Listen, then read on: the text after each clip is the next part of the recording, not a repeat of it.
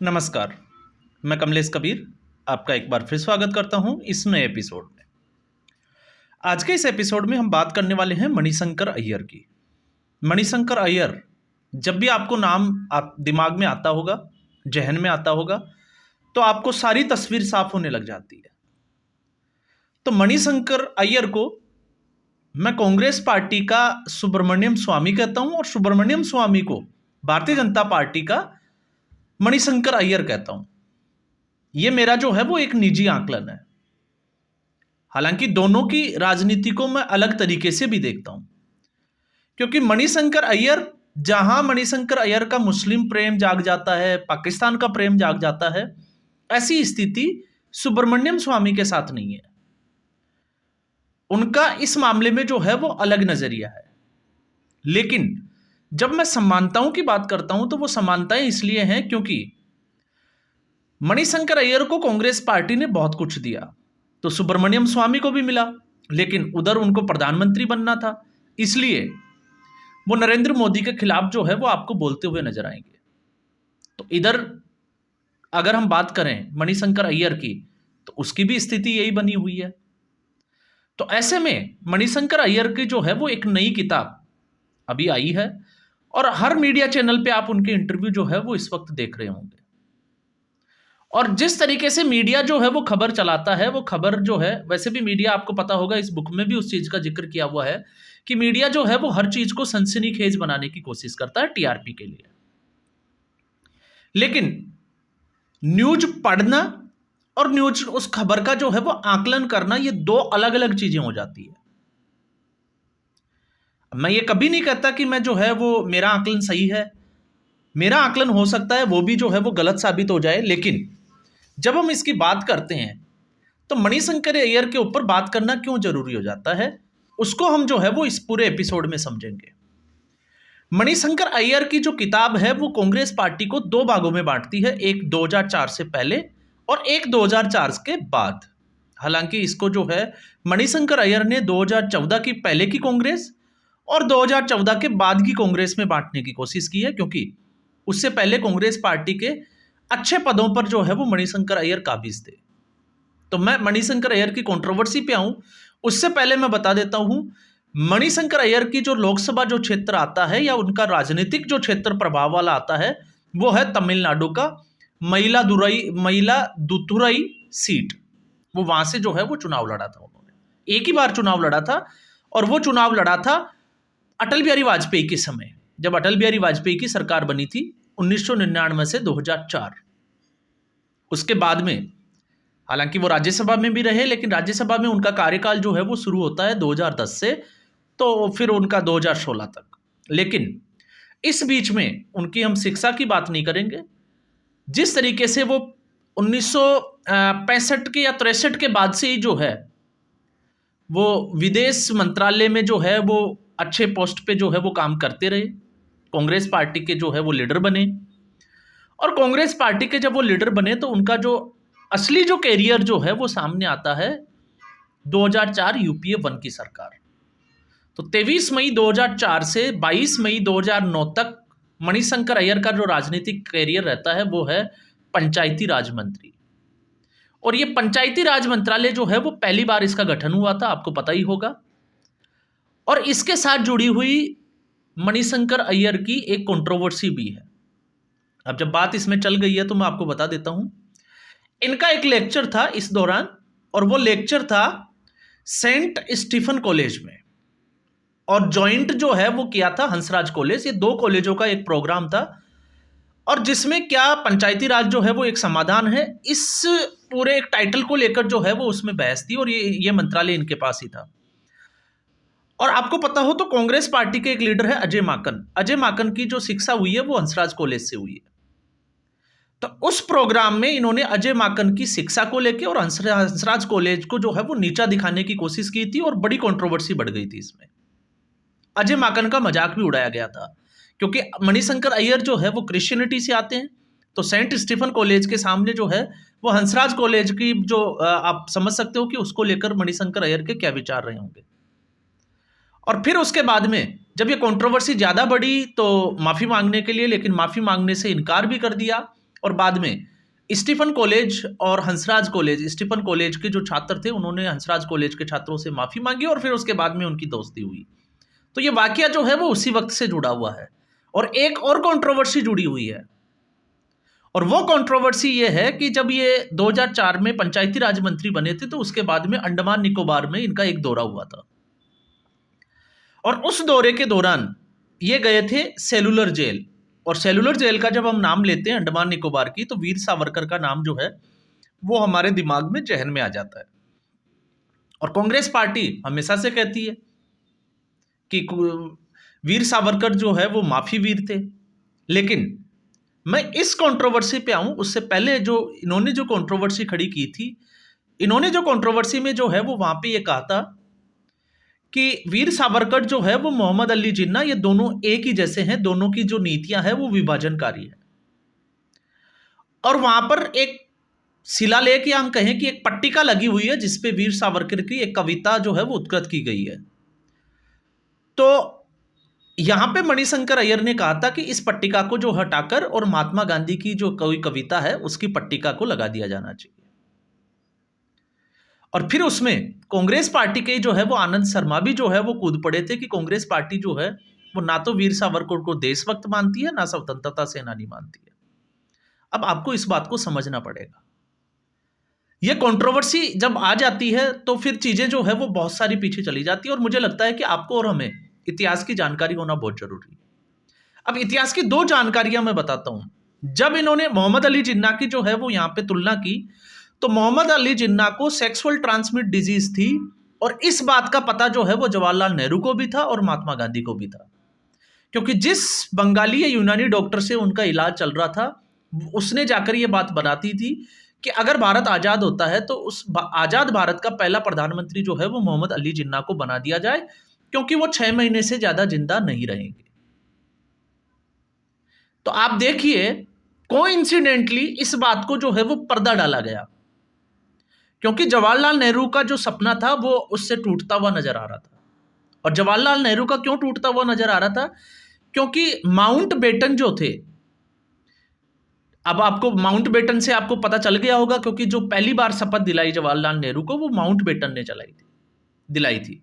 और mount batten की जो पत्नी थी एडविना, उनको रिश्तों को लेकर जवाहरलाल नेहरू के लिए मैंने पिछला ही एक वीडियो बनाया है। उनकी जो बेटी थी पामेला हिक्स, उनकी बुक्स के जो है वो मैंने पेज नंबर 118 में, जहां पर नेहरू और एडविना की जो पहली मुलाकात थी उसका जिक्र होता है, और फिर उसके बाद में 212 पेज तक जो है वो मैंने उसमें पूरा विस्तार से बात की है कि किस तरीके से जो है वो पामेला हिक्स जो है वो अपनी माताजी एडविना, लेडी माउंटबेटन और जवाहरलाल नेहरू को रिश्ते को देखती थी। और जब उसमें यह जिक्र आता है कि आप देखिएगा 172 और 73 पेज पे उस पामेला हिक्स की बुक को, तो आपको पता चलेगा कि जब वो पहाड़ों पे घूमने गए तो वहां पर नेहरू भी गए हुए थे उनके साथ में, और वो घंटों तक जो है वो अकेले जो है वो जिसको कहें कि समय बिताते थे, और उस वक्त माउंट बेटन और पामेला हिक्स जो है वो उनको अकेला छोड़ देती थी। इस तरीके के रिश्ते जो थे वो उनके थे। तो अंग्रेज भी चाहते थे कि जवाहरलाल नेहरू जो है वो बने, और महात्मा गांधी भी यही चाहते थे, इसलिए इस बात को जो है वो कवर किया गया। और उसके बाद में आपको ये भी पता होगा 6 महीने बहुत दूर की बात है, आजाद पाकिस्तान के 3 महीने के बाद जो है वो उसी एसटीडी की वजह से मोहम्मद अली जिन्ना की मौत हो जाती है। तो आप उस परिदृश्य में अगर हम देखते हैं तो उस परिदृश्य में आपको मिलेगा कि अगर उस वक्त मोहम्मद अली जिन्ना को प्रधानमंत्री बना दिया जाता तो आज देश के टुकड़े नहीं होते। और फिर देश के टुकड़े तो हुए, लेकिन फिर आपने देखा होगा धर्म के आधार पर बंटवारा किया गया। लेकिन मैं ये जो है वो वीडियो उसके लिए लेकर नहीं है, इसलिए मैं उसमें ज्यादा जाना भी नहीं चाहता। अब हम आते हैं वीर सावरकर की बात पे। ये तो हुई, और आपको ये भी पता होगा कि जवाहरलाल नेहरू की मृत्यु कैसे हुई थी। आप जो है वो इतिहास की थोड़ी जानकारी आप फैक्ट्स पे जाके देखिए, आपको पता चलेगा। अब हम आते हैं वीर सावरकर की बात। तो आप सोच के देखिए कि पंडित जवाहरलाल नेहरू वो जेल गए, महात्मा गांधी को भी जेल में जो है वो, उनको जेल में नहीं कह सकते लेकिन उनको घर में नजरबंद किया गया, तो वो जेल बनाई गई, और उस जेल का नाम है आगा खां पैलेस। मैं आज आपको बताता हूं क्योंकि मैं वहां गया हुआ हूं, मैं जाकर वहां देखा। और जब आप आगा खां पैलेस पुणे की उस जगह को देखोगे तो आपको लगेगा इससे अच्छी जेल तो जो है वो हो ही नहीं सकती। उस घर को जब आप देखोगे जहां पर महात्मा गांधी की जो पत्नी थी उनका मरने के बाद में जो है वो क्रिमिनेशन भी किया गया था, अंतिम संस्कार, उस जगह की मैं बात कर रहा हूं। और आप सोच के देखिए कि वीर सावरकर अगर वो अंग्रेजों के माफी वीर थे, मुखबिरी करते थे, तो उनको 2 बार 20-20 साल की सजा दे दी। ये थोड़ा दिमाग में जो है वो उतरता नहीं है।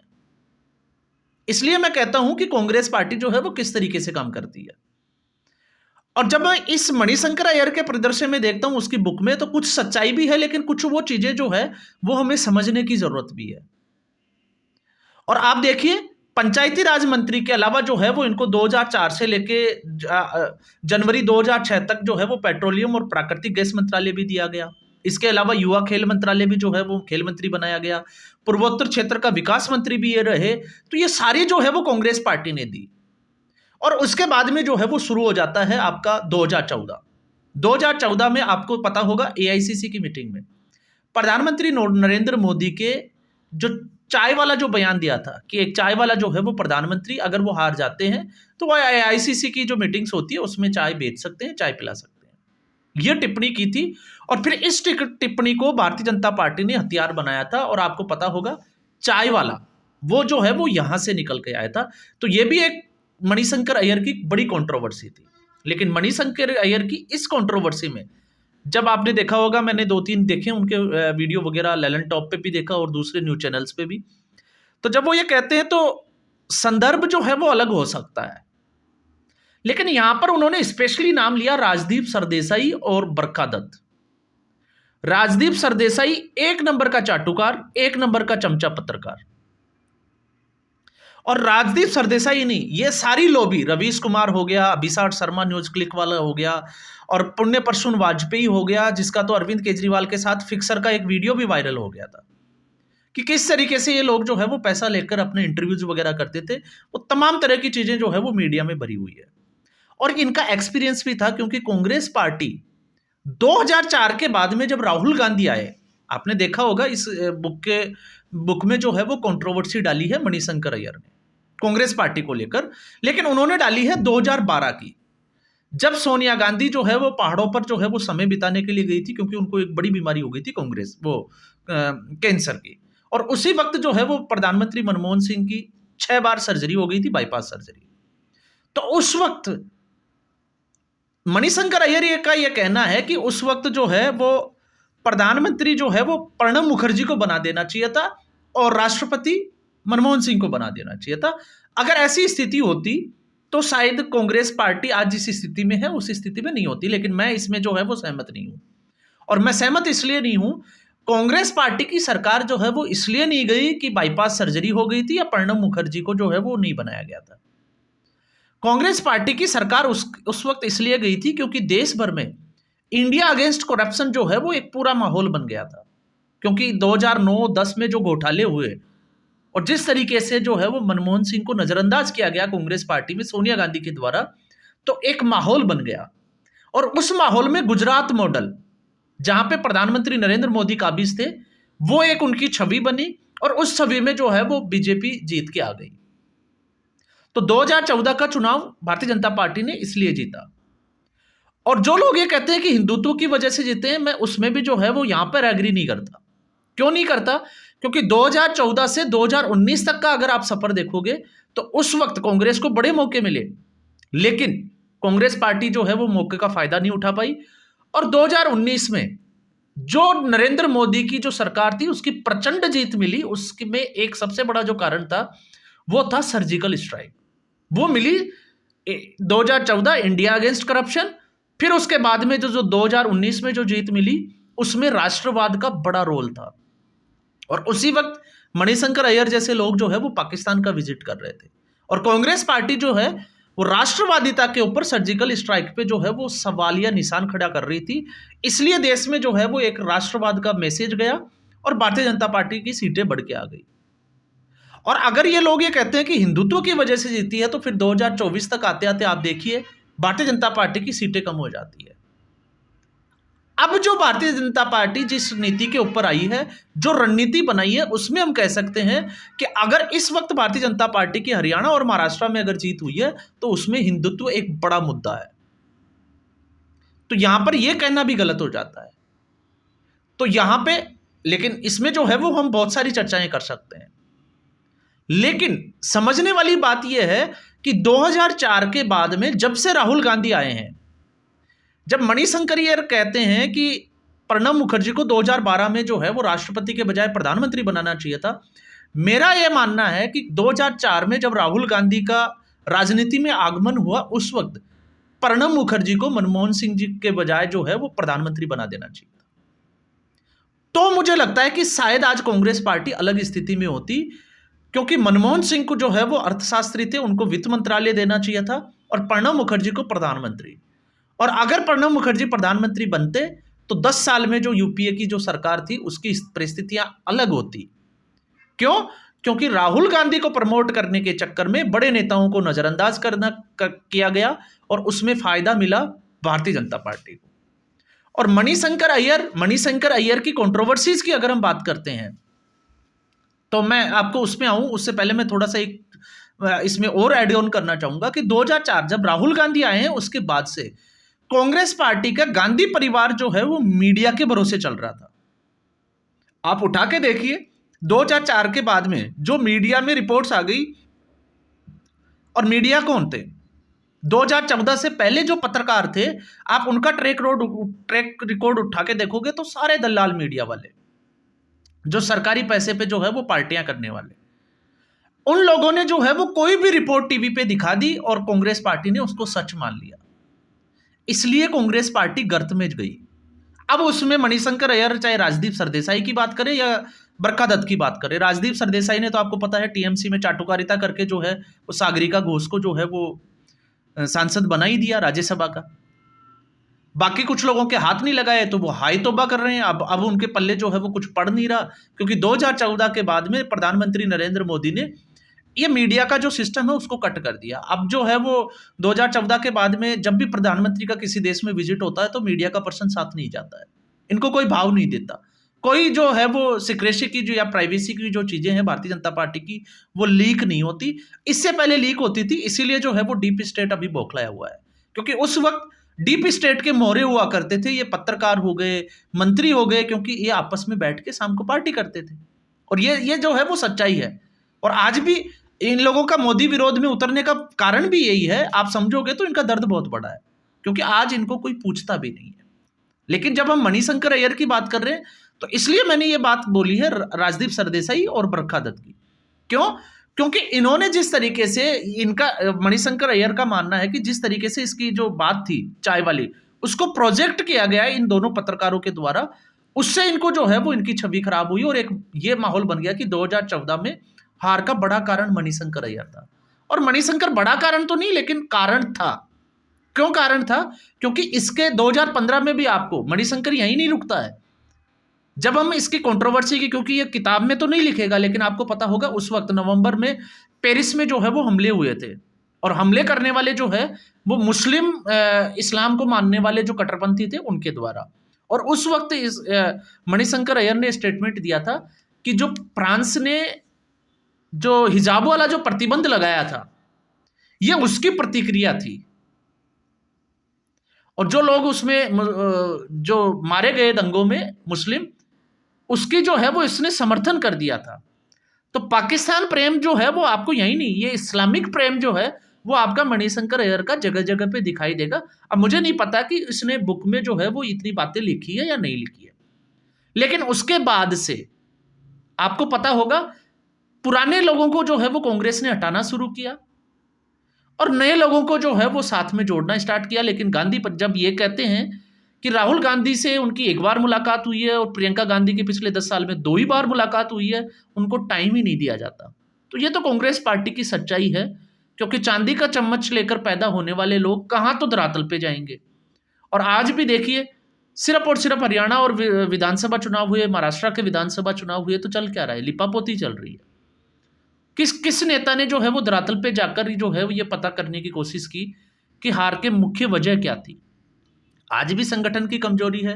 कांग्रेस पार्टी का जो है वो राहुल गांधी और सोनिया गांधी के इर्द गिर्द जो है वो इससे ज्यादा जो है वो दायरा नहीं है। तो कंट्रोवर्सी तो जो है वो तमाम तरह की है ही, और ये पूरा देश जो है वो इसको जानता भी है। लेकिन अब इससे जो है वो एक बड़ा विस्फोट है, भारतीय जनता पार्टी को तो मौका मिलेगा ही। लेकिन सच्चाई जो है वो ये कहती है कि मणिशंकर अय्यर, और मणिशंकर अय्यर ही नहीं, आप देखिएगा, आप मेरी आज जो है वो बात आप नोट करके रख लीजिए, मल्लिकार्जुन खड़गे, क्योंकि मल्लिकार्जुन खड़गे भी जो है वो एक सिर्फ और सिर्फ रोबोट की तरह जो मैसेज दिया जाता है वही कर रहा है। और जब जिस दिन मल्लिकार्जुन खड़गे जो है वो कांग्रेस से रिटायरमेंट चले जाएंगे, उनकी भी एक बुक आएगी और वो किस तरीके के खुलासे करेंगे राहुल गांधी के बारे में, वो आपको पता चल जाएगा। और जो दलाल मीडिया जो है, जिसकी रिपोर्टिंग पे कांग्रेस पार्टी को ये लगता है कि नहीं उसकी जीत हो रही है और देश में इस तरीके का माहौल है, तो आपने देखा हरियाणा में तो दलाल मीडिया ने ये कही दिया था कि किसान, पहलवान, जवान, और कांग्रेस पार्टी की तो सरकार बन ही रही है। क्या हुआ? एक भी कोई रवीश कुमार, अंजीत अंजुम कभी गए ग्राउंड पे जाकर रिपोर्टिंग की, समझने की कोशिश की? नहीं की। महाराष्ट्र में फिर उनका अलग मानना था और उसमें वो एक गेंडा स्वामी जो है वो और इन्वॉल्व हो जाता है, अशोक वानखेड़े। तो इस तरीके से अगर मीडिया आपको चूना लगा रहा है, आपकी जो है वो मीठी बातें कर रहा है, और आप उसमें अगर इन्फ्लुएंस होकर अगर आप ये सोचते हो कि आपकी जीत निश्चित है, तो आपकी हार से आपको कोई नहीं बचा सकता। उत्तर आप जो है वो आप देखिए, प्रधानमंत्री नरेंद्र मोदी को, अमित शाह को, एक चुनाव खत्म नहीं होता कि वो दूसरे चुनाव की तैयारियों में लग जाता है। टीमें जो है वो ग्राउंड पे पहुंच जाती है और जिस तरीके से वो काम करती है। और इसमें जब मैं ये कहता हूं, तो आप महाराष्ट्र के विधानसभा चुनाव को देख लीजिए, लोकसभा चुनाव में सीटें कम होती है और तुरंत जो है वो किरण रिजिजू जो है, देवेंद्र फडणवीस है, नितिन गडकरी है, वो अपने काम में लग जाते हैं, जबकि 5 से 6 महीने का बीच में जो है वो ड्यूरेशन है विधानसभा चुनाव में। तो इसलिए कुछ बातें, कुछ तो महत्वाकांक्षा की वजह से निकल के आती है मणिशंकर की, और कुछ बातों का जो है वो हमें सही आकलन करने की जरूरत होती है। तो आज के एपिसोड में बस इतना ही। उम्मीद करूंगा ये वीडियो एपिसोड आपको पसंद आया होगा। वीडियो को लाइक करें, शेयर करें, चैनल जरूर सब्सक्राइब करें। धन्यवाद।